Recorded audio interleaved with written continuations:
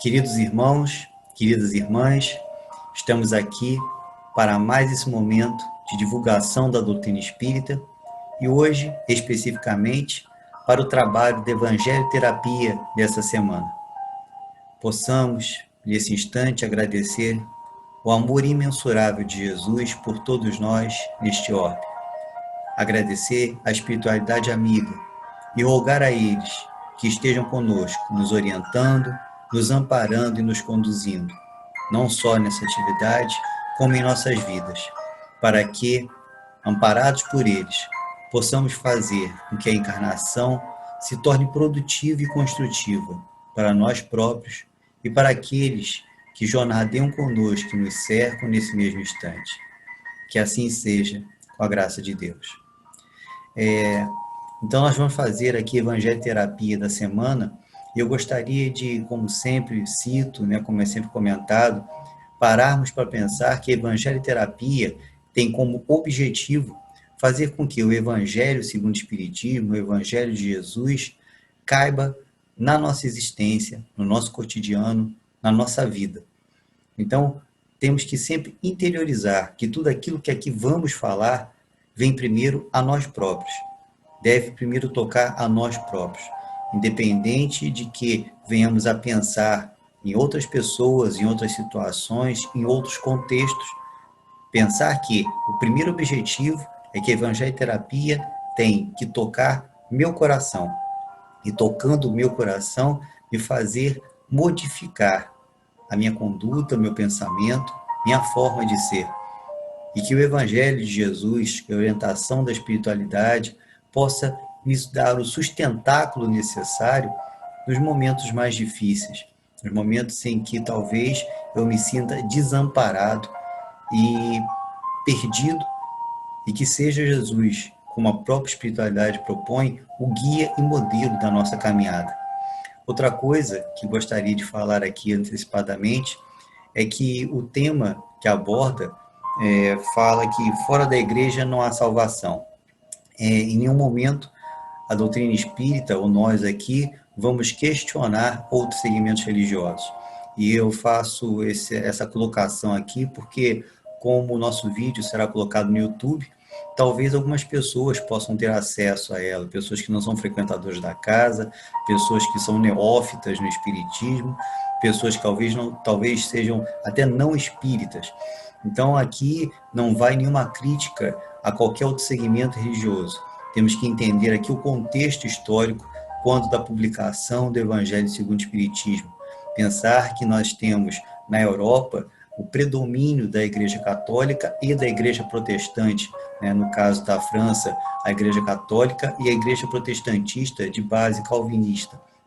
Então, quando Kardec faz essa colocação que nós vamos ler aqui, que antecipadamente nós abrimos nesse capítulo, e como vamos ler somente um trecho, melhor dizendo, pode dar a impressão que no contexto geral nós não viemos a entender e pareça uma crítica à Igreja Católica ou a qualquer outro segmento religioso. Não é isso. É uma análise que Kardec fez dentro do contexto da época e que vale ainda hoje, o predomínio, no caso da França, da Igreja Católica, da Igreja Protestante, e a concepção dogmática dessas igrejas, que para você ser salvo, você deveria estar dentro dela, respeitando os seus preceitos dogmáticos, respeitando aquilo que era orientado pelos dirigentes dessas religiões.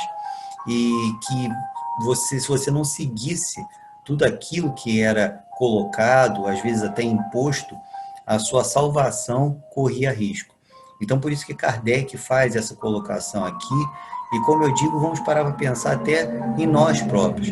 No desenrolar aqui do raciocínio, eu vou fazer uma pequena ressalva com relação a isso. Então, é o Evangelho segundo o Espiritismo, no seu capítulo 15, que tem como título Fora da caridade não há salvação. E nós vamos ler aqui a parte que fala: fora da igreja não há salvação, fora da verdade não há salvação. É o item 8.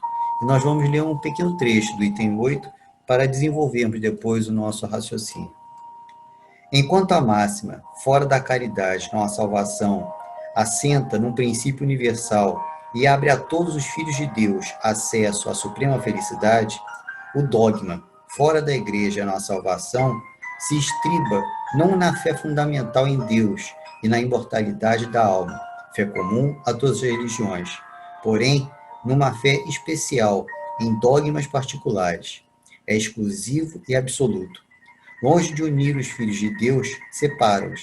Em vez de incitá-los ao amor de seus irmãos, alimenta e sanciona a irritação entre sectários dos diferentes cultos que reciprocamente se consideram malditos na eternidade, embora sejam parentes e amigos esses sectários. Desprezando a grande lei de igualdade perante o túmulo, ele os afasta uns dos outros, até no campo do repouso. Então, nós vamos fazer uma análise, né, desse pequeno trecho, do item 8 desse tema. E temos que parar para pensar no seguinte: o que Kardec aborda, né, nesse momento? Como falamos aqui, era um dogma muito comum na Igreja Católica, na Igreja Protestante. Torno a frisar aqui que estamos pensando em França, século XIX, uma forte influência da Igreja Católica, uma forte influência da Igreja Protestante de base calvinista. Então, Kardec ele vai abordar aquilo que é ali. E dentro do dogma, tanto da Igreja Católica como da Protestante, se falava que fora da igreja não havia salvação. Você tinha que estar ligado a uma igreja, você tinha que estar seguindo os dogmas daquela igreja para que você fosse salvo, para que a sua alma fosse salva no momento da morte. E aí cria, como Kardec coloca, um sentimento de sectarismo, em que a impressão que dá é que somente aqueles que seguem aquele segmento, né, aqueles que estão amparados por aquele segmento religioso, vão usufruir das benesses do céu. E aqueles outros que, porventura, não estejam abraçando aquele segmento religioso, não estejam amparados por aquele dogma, estariam proscritos desse céu. E exatamente é essa análise que Kardec faz, porque isso cria um sectarismo, uma divisão que não tem como base o amor que Jesus colocou. Não tem como base o amor que o Pai tem por todos nós. É um conceito puramente humano, é um conceito puramente dogmático das religiões. E temos que parar para pensar realmente nisso e trazer para a nossa realidade. Por isso que eu fiz, né, aqui uma introdução, né, um preâmbulo, fazendo colocações de que nós temos que parar para pensar em nós. Porque nós, espíritas, talvez venhamos a nos tornar sectários, não deveríamos, mas talvez venhamos a nos tornar sectários, achando que nós somos detentores de uma verdade. A verdade é aquela que o Cristo trouxe, seus ensinamentos, a sua palavra, todas embasado nas leis divinas. Não existe a verdade em somente uma religião, não existe uma verdade em somente uma pessoa. Existe a verdade do Cristo, que buscou resgatar as leis divinas, demonstrar a nós como vivenciá-las.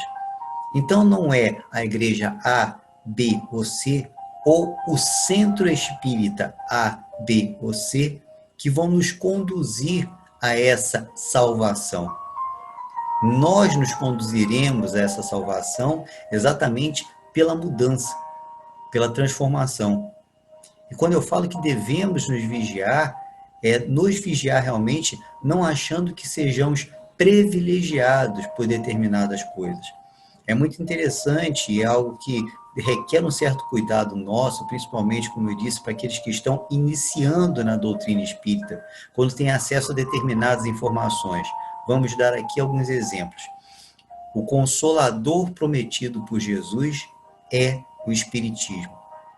Se você não tiver uma base muito grande, isso pode causar em nós uma certa prepotência e arrogância ao Consolador que Jesus prometeu, que está lá na Bíblia, nos Evangelhos, é o Espiritismo.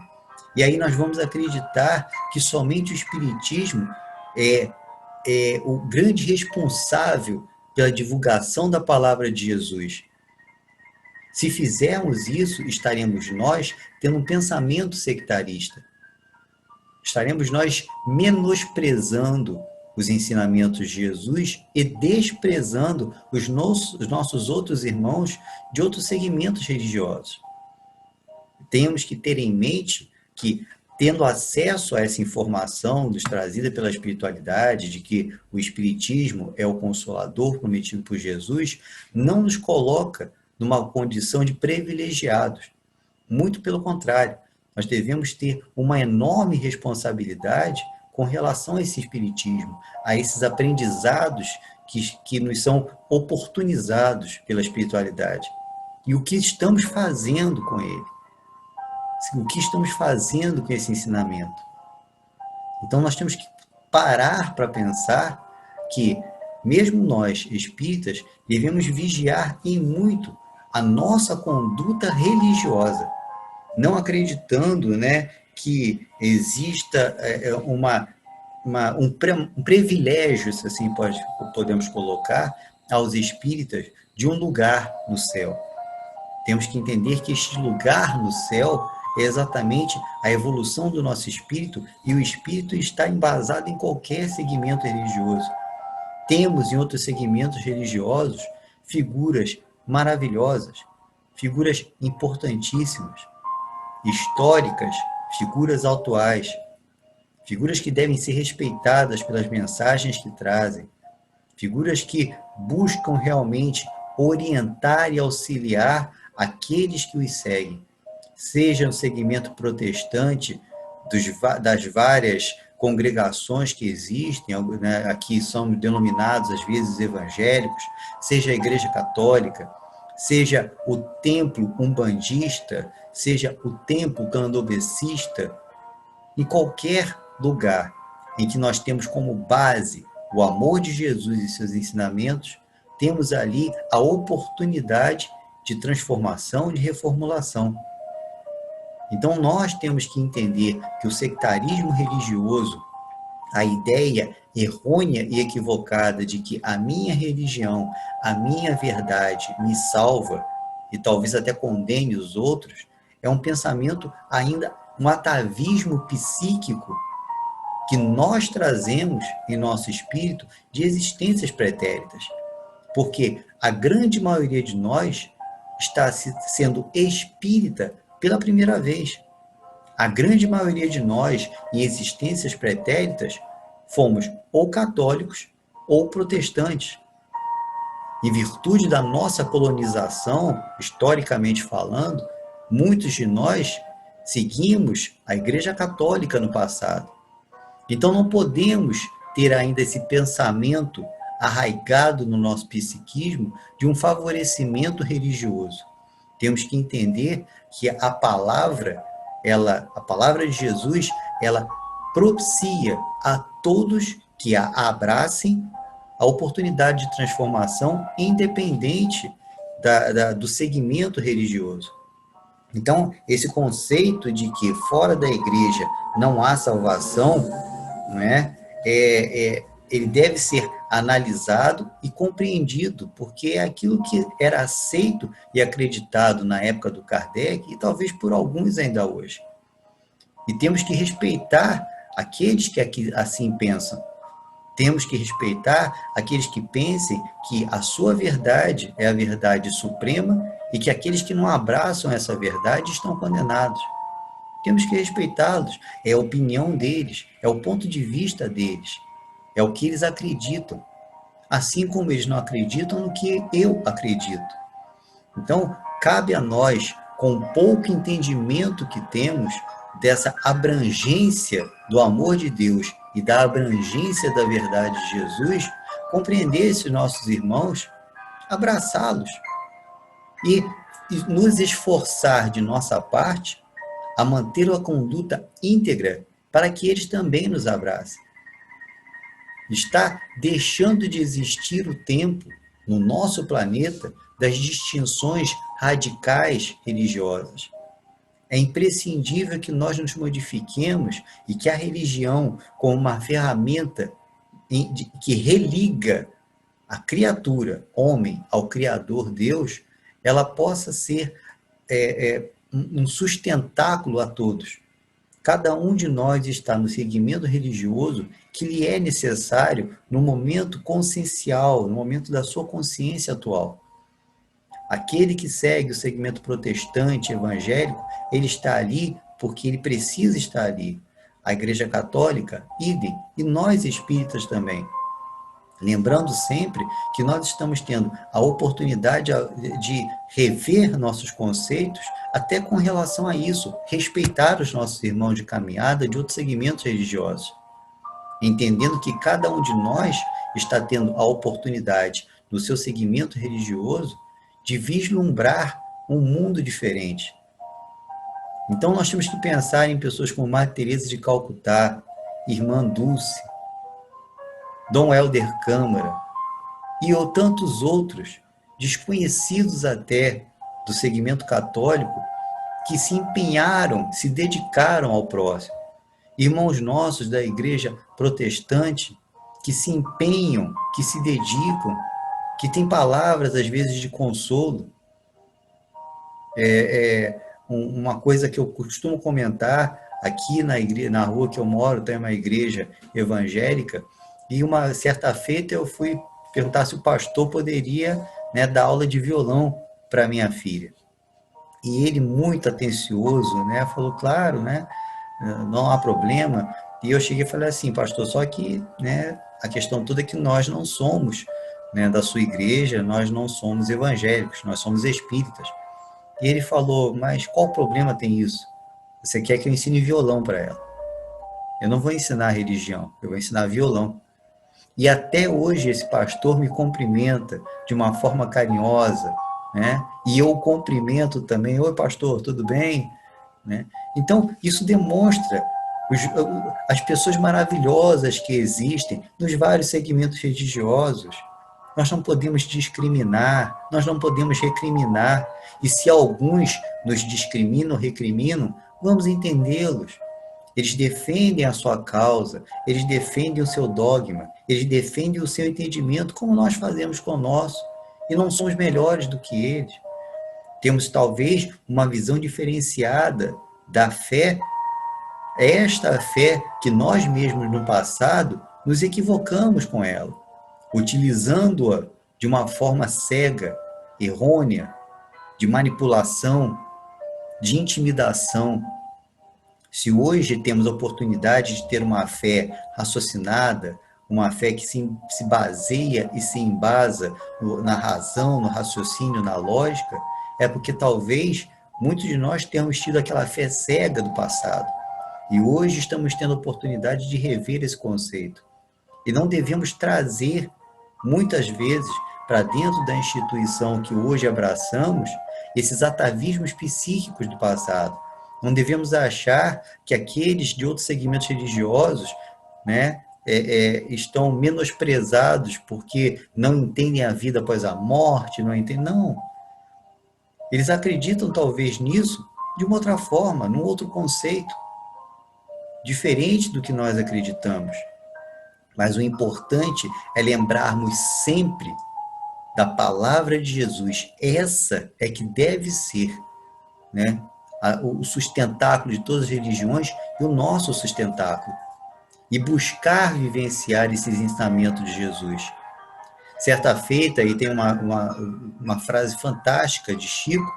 Chico falou assim, ainda bem que Kardec falou que fora da caridade não há salvação. Se Kardec tivesse dito que fora do espiritismo não havia salvação, eu não teria me tornado espírita. É fantástica essa colocação de Chico, né? Pegando a frase de Kardec e trazendo para ele próprio. Se Kardec tivesse falado que fora do espiritismo não havia salvação, ele, Chico, não teria se tornado espírita. Ele se tornou espírita quando Kardec percebeu e colocou lá na codificação, amparado pelos amigos da espiritualidade, que fora da caridade não há salvação. E o que é essa caridade? O amor ao próximo, o auxílio ao próximo, a base do ensinamento de Jesus. E irmãos nossos de outros segmentos religiosos atuais são muito diferentes de outros do passado, são uma geração nova, uma geração que busca entender o outro de forma diferente. Minha filha, já comentei isso, né, em alguns grupos de estudo lá, e aqui estou divulgando, a minha filha, ela recebia, às vezes, vídeos de um rapaz que é um pastor da congregação Lagoinha, em Cabo Frio, um rapaz jovem, 20 e poucos anos, e a fala dele é cativante, a fala dele é entusiástica, a fala dele é carismática, e acima de tudo a fala dele é embasada em Jesus. Citarei aqui um vídeo que a minha filha me mostrou, que eu achei fantástico. Dizia esse jovem pastor: se a sua igreja não quer a prostituta, manda para cá. Se a sua igreja não quer o gay, manda para cá. Se a sua igreja não quer aquele que é viciado ainda, manda para cá. Porque Jesus não menosprezou e discriminou ninguém. Não sou eu que vou fazê-lo. Um jovem de 20 e poucos anos, pastor evangélico, falando isso. É uma demonstração para nós de que o amor de Jesus está em todas as religiões e que temos jovens, pessoas com pensamento diferente, trazendo uma visão diferente para dentro dos seus segmentos religiosos, uma visão embasada no amor de Jesus, na caridade. A caridade o que que é? Torna a frisar o amor pelo próximo, o olhar diferenciado, o contato íntimo, a demonstração de carinho e amparo à dor do outro. Então, meus irmãos, vamos entender que dentro desse conceito trazido aqui, não devemos nós discriminar ou recriminar ninguém, entendendo que o amor de Deus abarca todo o universo, entendendo que Jesus ampara a todos nós do planeta, independente da religião. Respeitemos, abracemos nossos irmãos de outras religiões, muitos deles empenhados em realmente ajudar, auxiliar, conduzir o seu rebanho, conduzir os seus servos, tentando direcioná-los a uma modificação, que é o que nós estamos tentando também. E vamos entender, como disse aqui, que fora da caridade não há salvação, como colocado por Kardec, e o título desse capítulo 15.